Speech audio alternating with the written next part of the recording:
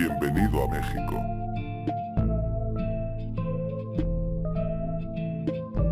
El caso de Sandra Estefana, activista silenciada.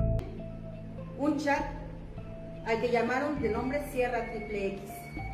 Sandra Estefana Domínguez Martínez, defensora ferviente de los derechos de las mujeres indígenas, fue brutalmente silenciada. El 4 de octubre de 2024, ella y su esposo, Alexander Hernández, fueron secuestrados, desapareciendo en la oscuridad de la violencia que acecha en las entrañas de México. La historia de Sandra no comienza con su desaparición, sino con su lucha. Su coraje la había puesto en la mira de aquellos a quienes les incomodaba la verdad. Sandra había expuesto las conexiones más oscuras, denunciando la existencia de un grupo de chat conocido como Sierra XXX, en el que figuras clave de la política local y funcionarios públicos compartían imágenes íntimas de mujeres indígenas. Al funcionario público Donato Vargas. Donato, ¿otra vez eres tú el que se ve involucrado en un chat de hombres, de funcionarios, en donde exhiben a mujeres en situaciones sexuales? Hace tiempo, yo denuncié un chat al que llamaron de nombre Sierra Triple X. Tú mismo, Donato, me pediste una disculpa. Aceptaste la existencia de este chat y diste los nombres de tus compañeros funcionarios. Y otra vez vuelve a pasar. Este gobierno que hoy no escucha a la ciudadanía, a las mujeres, permite que tú sigas ahí. De preferencia paisanas, de preferencia mujeres Ayuk. Ayuk quiere decir mije.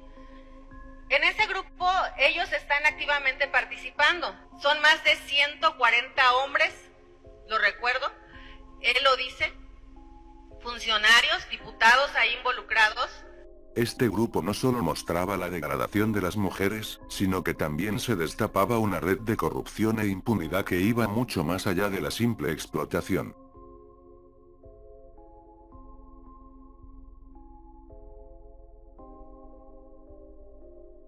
Sandra sabía demasiado. Había tocado nervios sensibles, revelando secretos que amenazaban con desestabilizar una red de poderosos.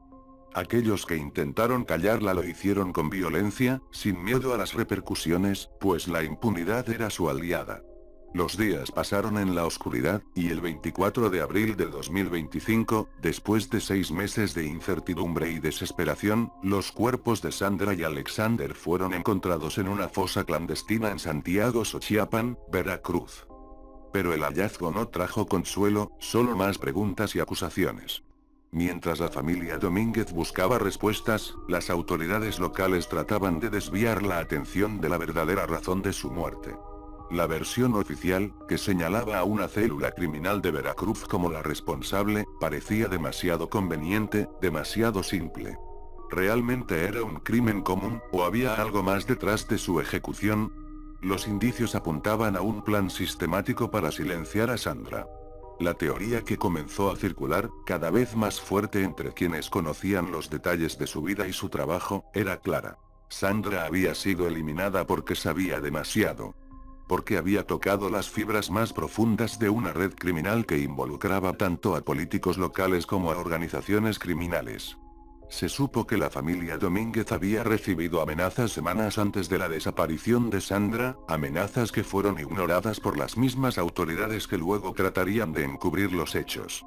Para muchos, la conclusión era inevitable. El crimen no fue solo un acto de violencia aislado, sino una muestra más de la corrupción endémica que permea las instituciones en México. Y solo nos conocíamos de nombre, hasta cuando se suscitó este tema de Sierra 3X. Ella me buscó, me envió un mensaje por WhatsApp y me dijo: paisano, me malinformaron, me dijeron que tú creaste un grupo de WhatsApp Sierra 3X, necesitamos platicar. Hasta entonces nos conocimos, antes no nos conocíamos porque pues militábamos en diferentes partidos políticos. Entonces, no tengo nada en contra de ella, les vuelvo a aclarar o les vuelvo a decir. Siempre se tomó como un tema político, yo así lo percibí, porque no hubo una denuncia como tal, o que me citaran a la fiscalía, o que me estuvieran investigando, no hubo, o sea, nunca, jamás, pues. Entonces, como paisano, como conocidos, pues ¿cuál es mi deseo? Pues que aparezca con vida, que esté bien, que, no sé, que haya alguna, seguramente, información a través de sus familiares. Lo tengo que aclarar, no tengo nada, absolutamente nada en contra de ella, no tengo nada en contra de las personas que me señalan, porque lo tomo de esa manera, ¿no? Es un tema político, es un tema de grilla. Mientras tanto, el cuerpo de Alexander Hernández, esposo de Sandra, no fue entregado a sus familiares, añadiendo una capa más de dolor a una familia ya devastada. El fiscal general de Oaxaca, Bernardo Rodríguez Alamilla, justificó el retraso al señalar que solo una hija de la pareja había solicitado el cuerpo, pero que no podía ser entregado debido a que ella residía en los Estados Unidos. Un obstáculo burocrático que solo profundizó el sufrimiento de los seres queridos de Alexander y Sandra, que ni siquiera pudieron despedirse de él de manera digna. Las autoridades, más preocupadas por proteger su propia imagen que por impartir justicia, siguieron con su narrativa oficial. Pero las sombras de la verdad seguían acechando, y el recuerdo de Sandra se mantenía vivo en cada rincón donde su nombre fue pronunciado. Porque su lucha no terminó con su muerte. La desaparición de Sandra y la posterior revelación de su asesinato son una llamada de atención para todos los que se atreven a desafiar las fuerzas que protegen el crimen organizado y la corrupción. El supuesto campamento de supervivencia. Todos los niños tienen lesiones. Mi hijo sí, falleció y es el foco y todo. Pero hay niños que llegaron con el brazo roto. En el Valle de Morelos, un paraje agreste del municipio de Tlalnepantla se volvió escenario de una pesadilla. Del miércoles 23 al viernes 25 de abril de 2025, la Academia Militarizada Ollín Cuauhtémoc llevó a sus cadetes, incluido Eric N., de 13 años, a un campamento de supervivencia en la comunidad de Felipe Neri, en los límites con el Estado de México. Desde muy temprano los obligaban a ejercitarse sin suéter, para ganarse el desayuno, consistente apenas en una lata de atún y 1 litro de agua para 4 personas. Había reglamentos draconianos.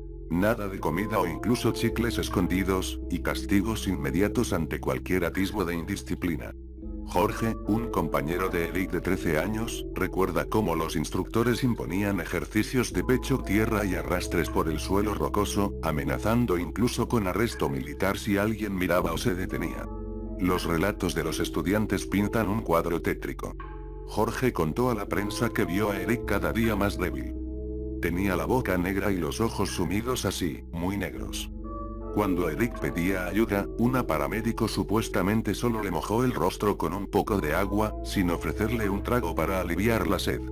Bajo aquella disciplina militarizada, los cadetes eran amarrados, arrastrados y fracturados, según sus propios testimonios. Los alumnos vivían atemorizados. Se guardaban el llanto porque quienes miraban o mostraban debilidad eran sometidos a más ejercicios hasta desfallecer. El viernes 25, cuando los jóvenes ya se preparaban para volver en autobús a la Ciudad de México, Eric se desplomó. Jorge narró que el muchacho apenas pudo decir, "Ya no puedo", antes de caer al suelo. Intentaron levantarse, llevarle sus cosas, pero volvió a caer. Ya no tenía fuerzas para continuar. Los instructores apartaron a Eric del grupo y prohibieron a los demás voltear a verlo, amenazando con castigarlos por insubordinación. En cuestión de minutos, la vida de Eric se extinguió lejos del campamento. Según las primeras versiones oficiales, habría sufrido un colapso debido al esfuerzo, sin embargo la verdad pinta otra imagen. El viernes que tenían que regresar para acá, todavía lo volvieron a sacar, lo siguieron golpeando, lo trajeron arrastrando como perro todo el cerro a donde estaban y perdió la vida. Su madre recibió el aviso ese mismo viernes. Habría sido trasladado a un hospital de Cuautla por problemas en sus signos vitales. Al llegar, los médicos informaron que Eric ingresó sin pulso y murió pese a las maniobras de reanimación. Erika Torbellín, madre de Eric, rechaza la narrativa oficial. Ella entregó a su hijo sano al campamento y lo vio volver muerto y maltratado. Según cuenta, las autoridades le dijeron primero que su hijo estaba estable. Pero al llegar al hospital, Eric ya estaba muerto, con las vísceras reventadas, le dijeron los médicos tras la necropsia. En el acta de defunción figura muerte violenta por estallamiento de vísceras, una calificación incompatible con asma o insolación. Erika afirma haber vestido al menor para el funeral y constató signos evidentes de violencia. Moretones, raspaduras, la ropa rota, tierra incrustada, huellas de pisadas en el pecho y sangre seca, describió con dolor. Estas personas quieren hacer o aparentar que mi hijo falleció por muerte o causas naturales, por asma o por insolación. Cuando mi hijo tiene reventadas sus vísceras y tiene múltiples marcas de violencia. No es muerte natural y mi hijo fue golpeado. Cuando llegué al hospital ya estaba muerto. Me dijeron que llegó sin signos vitales, que intentaron reanimarlo, pero no lo lograron. En la autopsia me dijeron que tenía reventadas las vísceras, que fue golpeado a más no poder. La versión de la madre entra en abierta contradicción con la academia. El director Juan Carlos Carrera Saavedra publicó un video negando cualquier agresión.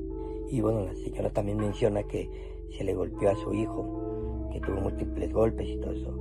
Y la verdad no, nosotros no nos manejamos así, pero ese tema pues es delicado en ese sentido. Ahorita todavía hay un proceso, no podemos detallar más en eso, pero lo que sí puedo decir que eso no pasó, con certeza lo puedo decir, nunca se le agredió a su hijo. Y bueno, también se menciona que nosotros pues bueno, golpeamos, maltratamos a los niños. Es totalmente falso. Incluso mostró mensajes privados con Erika para demostrar su apoyo moral y financiero. Pero los testimonios reunidos cuentan otra historia. Vecinos afirman que fueron ellos, no el personal, quienes llamaron a la ambulancia. La academia argumenta luto por la baja del cadete Eric, mientras la familia ve un caso de posible homicidio con pruebas médicas de tortura. La investigación ha sacado a la luz un patrón de abusos sistemáticos. Varios exalumnos han roto el silencio para relatar que los castigos en la academia eran cotidianos y brutales. Testigos señalan que estos hechos no ocurrieron en un hecho aislado, sino que se repetían frecuentemente contra otros menores. Al menos una veintena de compañeros y sus familias han presentado denuncias, describiendo abusos físicos y psicológicos similares. Denuncian que los cadetes eran amarrados y golpeados por capitanes y tenientes si se quejaban o fallaban instrucciones, obligándolos a continuar con rutinas extremas hasta desmayarse. Según informes de la Secretaría de Educación Pública, la academia ni siquiera solicitó permiso oficial para realizar ese campamento. Las autoridades han reaccionado con diligencias tardías ante el escándalo. La Fiscalía General de Morelos abrió averiguaciones por posible homicidio agravado y cateó el lugar del campamento, ubicado en el poblado Felipe Neri. Desde la tarde del 28 de abril un equipo de agentes de investigación criminal, con apoyo de Sedena, Marina, Guardia Nacional y Policía Estatal, inspeccionó el terreno en busca de evidencias. En paralelo, la alcaldía Cuauhtémoc e INVEA clausuraron la sede capitalina de la academia en la colonia Santa María la Ribera el mismo 28 de abril, no ya por el fallecimiento sino por irregularidades administrativas, falta de permisos y protocolos de protección civil. Hasta la fecha se han abierto varias carpetas de investigación, al menos 4 por maltrato y muerte de menor, pero no se han reportado detenciones ni sanciones confirmadas. Los padres han presentado ya decenas de denuncias formales. Masacre de Cadereyta. 49 seres humanos, idiota, perdóneme que se lo diga así. No sabemos si en Nuevo León o si son de Tamaulipas. Son 49 vidas que se perdieron. En plena ebullición de la guerra contra el narco, México vivía días de terror cotidiano. En abril de 2012, una agencia española constató que el choque de cárteles había dejado más de un centenar de asesinados en el último mes, uno de los más violentos de los últimos años. El norte del país era un polvorín. Las hordas de los Zetas, el cártel del Golfo, libraban con Sinaloa una lucha despiadada por las rutas fronterizas. Las calles olían a miedo. Fosas clandestinas se multiplicaban, aparecían mantas con amenazas, cuerpos destazados en plazas públicas. Las familias eran rehenes del horror, sabiendo que a diario miles de migrantes desaparecían sin rastros. En ese contexto, la carretera libre Monterrey-Reynosa se convertiría en un lúgubre escenario de espanto. A la madrugada del 13 de mayo de 2012, un descubrimiento macabro estremeció al país. Sobre el kilómetro 47 de la carretera a Reynosa cerca del poblado de San Juan, Cadereyta se encontraron 49 cuerpos humanos mutilados. Eran 43 hombres y 6 mujeres. Ninguno conservaba cabeza, manos ni pies. Los cadáveres estaban envueltos en bolsas de plástico negras, ensangrentados, con signos de tortura. Sobre el asfalto húmedo había un charco ancho de sangre. En el arco de piedra que da la bienvenida a San Juan alguien pintó con aerosol la leyenda 100% Z. Entre la maleza y los cuerpos, las periciales encontraron mantas con mensajes amenazantes de los Zetas, reivindicando la masacre. El hedor de muerte flotaba en la madrugada, presagio de la atrocidad. Al menos 2 días antes esos cuerpos habían sido ultimados en otro lugar, y luego abandonados en un gesto cínico de crueldad mediática. Como observó un vocero, todo indicaba que no fueron victimados en el sitio, sino transportados en un camión sin refrigerar hasta ese lugar. Las autoridades locales reaccionaron con horror y desconcierto. En rueda de prensa, el vocero de seguridad de Nuevo León admitió que no había reportes de desaparecidos recientes en el estado, por lo que se sospechaba que las víctimas eran foráneos, tal vez migrantes en ruta hacia Estados Unidos. El procurador Adrián de la Garza confirmó que la identificación sería casi imposible. Los cuerpos no tienen cabeza ni extremidades, informó, por lo que solo se podría recurrir al ADN. El ejército y la policía federales cerraron el tramo carretero durante horas mientras peritos y forenses recogían indicios. La Secretaría de Gobernación Federal emitió un comunicado que lamentó y condenó el crimen, prometiendo apoyo en la investigación para llevar ante la justicia a los responsables. El gobierno federal se declaró en alerta máxima. Según la PGR, era casi seguro que los cuerpos pertenecían a presuntos Zetas enfrentados a otros carteles, el último capítulo de luchas intestinas que ya habían encendido Nuevo Laredo y Jalisco. Pero si la muerte fue brutal, la respuesta oficial fue grotescamente fría. Las autoridades estatales y federales, en lugar de iniciar la identificación inmediata, comenzaron un macabro tira y afloja legal para determinar quién debía hacerse cargo de los restos. Durante horas y luego días los cuerpos permanecieron en camiones refrigerados, sin destino, sin ritual, sin justicia. Porque en México, incluso los muertos deben esperar su turno y entre competencias jurídicas y papeles sellados. 9 cadáveres, ¿los ponemos, los contamos en Tamaulipas o los contamos en Nuevo León? No, hay que esperar, ¿no? Como si no estuviéramos hablando de mexicanos que perdieron la vida, que los desmembraron, que los tiraron en una carretera. Son 49 seres humanos, idiota. Perdóneme que se lo diga así. No sabemos si en Nuevo León o si son de Tamaulipas. Son 49 vidas que se perdieron. ¿Usted cree que a las familias, a las madres que hoy en día están llorando esas personas, tiene algo que ver o les importa un cacahuate si usted las pone en la estadística de este lado o del otro lado? No, cruzando la raya los muertos son de Tamaulipas, en otras rayas son de Nuevo León, como si no estuviera sufriendo suficiente la gente de México. Los neoleoneses también están en una situación verdaderamente de emergencia y usted con sus idioteces. No, es que no sé si los cuento de este lado o del otro lado. Perdóneme, pero tengo un poco más de respeto a la gente en este país, tengo un poco más de respeto a las familias de los muertos. A ellos no les importa en qué lado de la estadística los vaya usted a poner, señor. Les importa que encuentren los responsables, les importa que esto no vuelva a pasar, les importa que ya no haya casquillos y gente tirada en la calle en un charco de sangre. Eso es lo que importa, no de qué lado de la estadística, señor, lo vaya a poner. Así están de alejados los funcionarios públicos de los ciudadanos, que están muy preocupados de la estadística. Claro, para que no cuenten que hay 49 muertos más en Nuevo León. Por Dios. La crítica es brutal.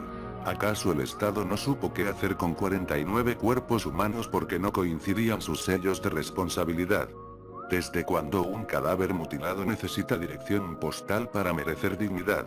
Fue una operación quirúrgica y salvaje, pensada para sembrar terror, no solo para matar. Y sí, hubo culpables. Apenas 5 días después de la masacre, el ejército mexicano detuvo a Daniel de Jesús Elizondo Ramírez, alias El Loco, jefe de plaza de los Zetas en Cadereyta. Cayó sin disparar un solo tiro, como caen los verdugos cuando ya no hay a quien degollar. El Loco confesó con frialdad.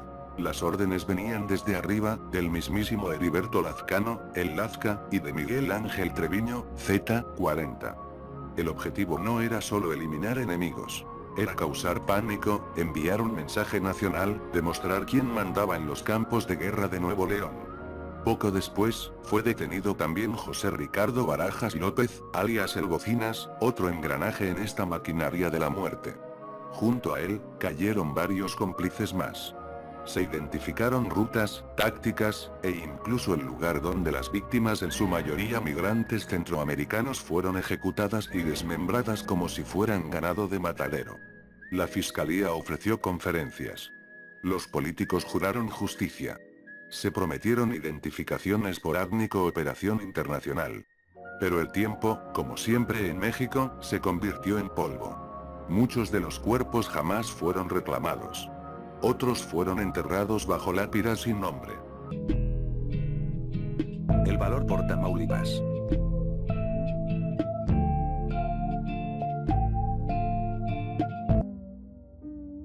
El sitio web Valor por Tamaulipas ha enfrentado amenazas por parte del crimen organizado a lo largo de varios años.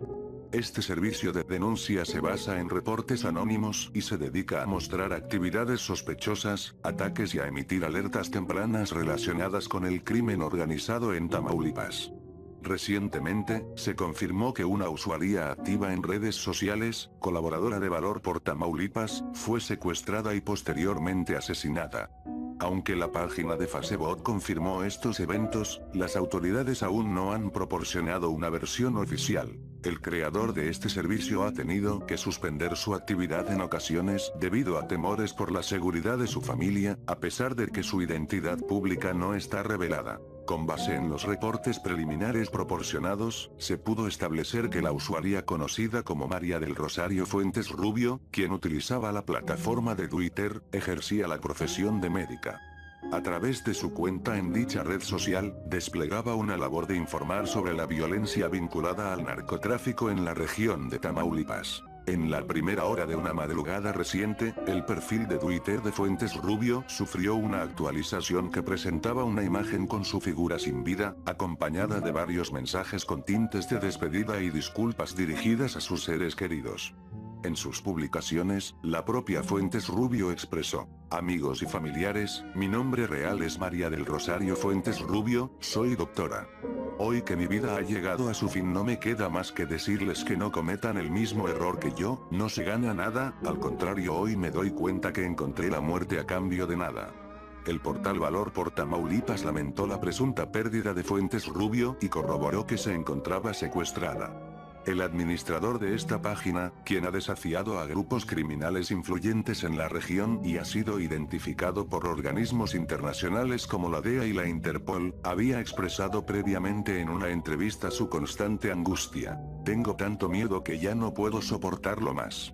La entidad de Tamaulipas, que ha experimentado la desaparición de numerosas personas y ha sido escenario de una violencia que ha cobrado vidas de seres queridos y amigos, también se ha ganado una reputación por ser el escenario de demostraciones impactantes del modus operandi del crimen organizado. Ejemplos de esto incluyen el trágico colgamiento de 9 cuerpos en un puente, como una sombría advertencia de la presencia y el dominio de los criminales. En medio de este contexto adverso, emerge un individuo valiente que ha decidido desafiar a los delincuentes de una manera sorprendente, a través del uso de la plataforma de Facebook, contribuyendo así a visibilizar la problemática y dar voz a aquellos que enfrentan esta realidad cotidiana. Marisela Escobedo. Primero, el tribunal absuelve por unanimidad a Sergio Rafael Barraza Bocanegra de la acusación que le hizo el Ministerio Público como autor del delito consumado de homicidio calificado. El 30 de agosto de 2008, Rubí Marisol Fraire Escobedo, de apenas 16 años, desapareció en Ciudad Juárez. Horas después, su cadáver fue hallado calcinado. Sergio Rafael Barraza Bocanegra, su pareja, confesó luego haberla asesinado, quemado y arrojado en un tiradero de desperdicios de cerdo. Las autoridades tardaron meses en reaccionar. La mañana siguiente al homicidio, el padrastro de Sergio informó a la policía que el joven había admitido el crimen, pero los agentes no hallaron evidencias y, tras 36 horas detenidos, lo liberaron por falta de denuncias formales. Mientras tanto, fragmentos de los restos de Rubí fueron descubiertos 10 meses después, el 18 de junio de 2009, confirmando la brutalidad del crimen. Según la Comisión de Derechos Humanos, Rubí fue asesinada por su pareja sentimental, presunto miembro de los Zetas, que quemó su cuerpo para borrar evidencias. Presa del dolor y la indignación, Marisela Escobedo, madre de Rubí, hizo de ese horror una cruzada personal. Con sus propios recursos y un diario en el que plasmó cada paso, rastreó al homicida hasta Fresnillo, Zacatecas. En marzo de 2009 obtuvo la custodia provisional de su nieta y en junio de ese año la policía detuvo a Barraza por retención de menores. Según relatan testigos, el asesino confesó ante agentes haber matado a Rubí y condujo a los peritos hasta el lugar donde incendiaba su cuerpo. Inexplicablemente, durante el proceso y pese a su autoinculpación, un tribunal criminal lo absolvió por duda razonable. Meses antes del fallo, Marisela y su familia habían aportado abundantes pruebas sobre la violencia de Sergio hacia Rubí, pero nada bastó. En mayo de 2010, 3 jueces del nuevo sistema penal oral de Chihuahua absolvieron unánimemente a Barraza. El gobernador José Reyes Baeza convocó a impugnar el fallo, pero lo más doloroso fue el impacto en la sala de audiencia. Un video del juicio muestra a Marisela rompiendo en llanto e increpando a los magistrados por liberar al homicida confeso de su hija. El tribunal absuelve por unanimidad a Sergio Rafael Barraza Bocanegra de la acusación que le hizo el Ministerio Público como autor del delito.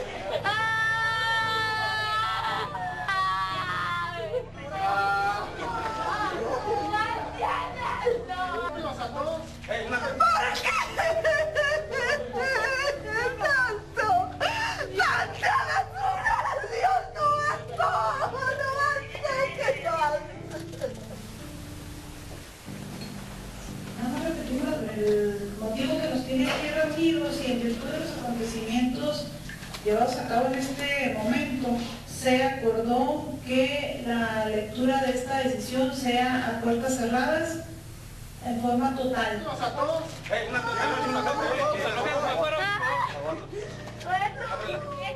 El diario La Jornada, un mes antes del juicio, la madre de Rubí realizó manifestaciones y demandando un juicio justo y, a pesar de ello, los jueces la dejaron sin justicia.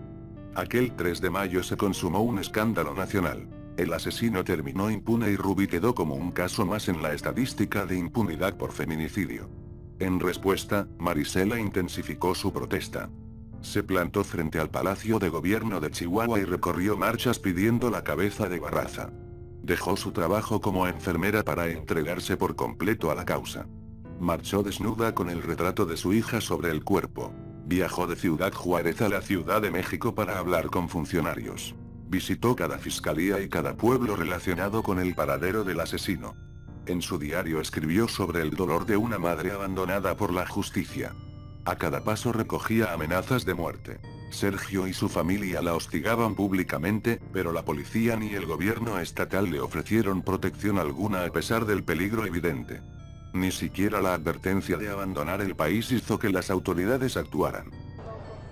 Todo parecía transcurrir con calma, Los autos pasaban y detenían su marcha como cualquier noche. Ahí, justo frente al Palacio de Gobierno de Chihuahua, Marisela Escobedo mantenía firme su manifestación. Pero en un instante la escena cambió. Un auto color blanco se detuvo a un lado de la camioneta de la mamá de Rubí. Ahí descendió un sujeto por la puerta delantera derecha, caminó por atrás de la camioneta y llegó hasta donde estaba la mujer. En el video no se alcanza a apreciar si hubo algún forcejeo, golpe o una simple discusión, pero en ese momento la mujer intenta escapar. Alcanza a cruzar la calle en dirección al palacio, pero su agresor la alcanza en la banqueta y le dispara a la cabeza. Ahora veamos lo que hacía el acompañante de Marisela. Cuando llegó el agresor, este se levantó de la mesa y arroja un objeto que tira una de las mantas. Luego se protegió corriendo alrededor de la camioneta hasta que se produce el homicidio. Después de perpetrado el crimen, el asesino llega al auto blanco que lo esperaba y escapa del lugar por una avenida principal. En ningún momento se vio algún elemento de seguridad brindando protección a los familiares que se manifestaban. Como recordó luego su abogado, las autoridades denunciaron perfiles contradictorios del asesino, cambiante entre Sergio y un tal El Payaso, desviando la atención de la verdad. En Chihuahua quedó un altar improvisado. En la pared de las plazas públicas resuenan clavos clavados como púas de dolor y una cruz de madera con el nombre Marisela, mamá de Rubí recuerda su lucha. Carteles rojos gritan ni una más. Y flores recién cortadas honran su memoria. Este memorial callejero, erigido cerca del Palacio de Gobierno, simboliza el duelo colectivo. Cada 16 de diciembre las mujeres de Juárez renuevan la vigilia en su honor, reclamando lo que nunca llegó.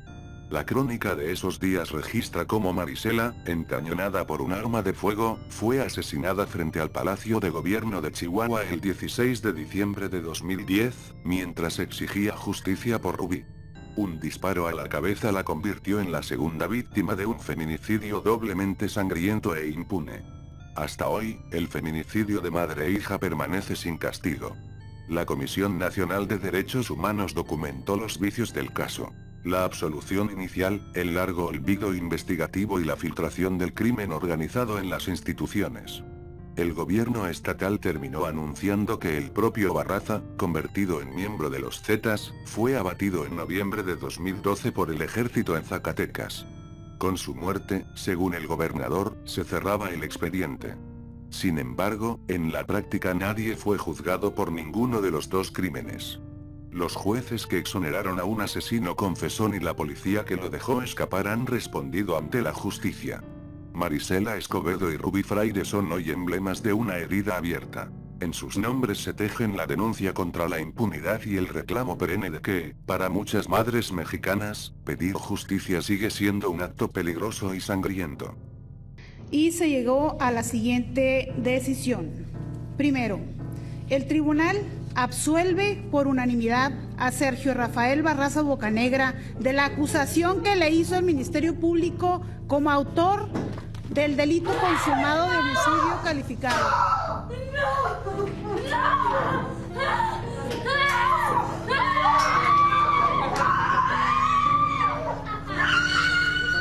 Al funcionario público Donato Vargas.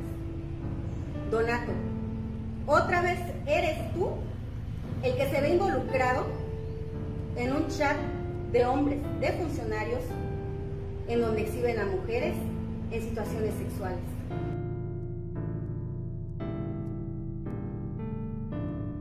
Todos los niños tienen lesiones. Mi hijo sí, falleció y es el foco y todo. Pero hay niños que llegaron con el brazo roto.